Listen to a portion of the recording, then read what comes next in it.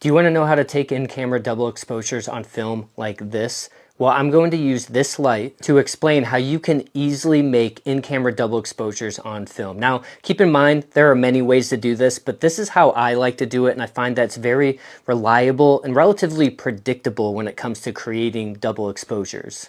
So I like to start off with a silhouette. So I'm turning off that light, and right here we have a silhouette. This is an ideal place to start for a double exposure because you have a dark shadow and a bright highlight. So it's a very simple, straightforward image. And that's really good as a base for a double exposure because the dark part of your first photo will retain the detail from your second photo, and the highlights, the bright parts, will destroy the detail from your second image. So when it comes to metering the shot, you're either going to take an equivalent of this to get a nice silhouette, or just meter straight for the shadows and it should work just fine. And keep in mind that you're going to remember how you're framing. The orientation, if you're doing vertical, remember if it's like this or that, or obviously if it's horizontal. I like to use the circle that's in the frame line of my camera to line up my silhouette with the subject that I want to overlay. And then for your second photo, you can put whatever you want in there. It could be texture, detail, stuff, anything. And then you can line it up, and everything that is dark will retain that image. The darker it is, the more it will retain. The brighter it is, the less it will retain. So if you take two evenly exposed photos with a lot of texture, it could work out, but it might be really busy. It might be kind of hard to see exactly what you were trying to do. That's why I like having a simple photo as a silhouette and then adding some more complex details into it.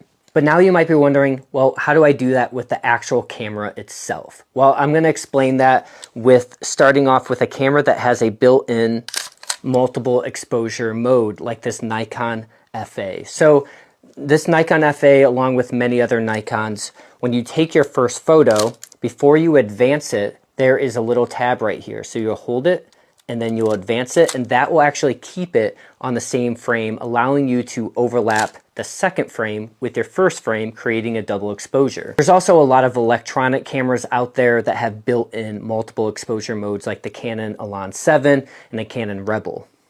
Your second option would be a camera that doesn't have a built-in double exposure mode, but will still allow you to kind of trick the camera into doing a double exposure, like this Canon AE1 or the Pentax 17. Now, how you will do it with a camera like this is after you take your first photo, you will press this button right here, the rewind button, and then hold this right here, and then you'll advance, and that will keep the film in the same place. And then when you take your second photo, that creates a double exposure. Keep in mind, this isn't always as precise as a camera that has a built-in feature. Sometimes the frame lines can be a little bit off. So if you have the option of a camera with a built-in exposure mode, I would recommend that over this technique. And the third and last technique is a camera that doesn't have a built-in exposure mode or setting, or won't allow you to mechanically kind of trick it into a double exposure. And a good example of that are Leica rangefinders. Leicas, unfortunately, will not let you do an in-camera double exposure. The only way to do it with a camera like that would be to load the roll of film, and then once it's in place, before you advance it and close the back, take a Sharpie marker and on the back of the film, make a line, lining it up with somewhere on the camera that you're going to remember. You'll expose that whole roll using the techniques that I talked about if you want that, that silhouette double exposure. And then when you're done with that roll, you'll rewind it, leaving the leader out, and then you'll put it back in and then load it, matching up that Sharpie line in the same position, and then expose the whole roll, creating a roll of all double exposures. Now, the disadvantage of this is that one, your only option is to take double exposures. Two, it can be kind of hard to remember, your orientation of how you're photographing it. Sometimes it won't always line up. It's not nearly as precise as a camera that has a built-in multiple exposure mode, which is why that's what I recommend. If you have any questions about if your camera can do double exposures, if you have any pointers or want to tell us how you create double exposures, let us know in the comments below. We'd love to hear.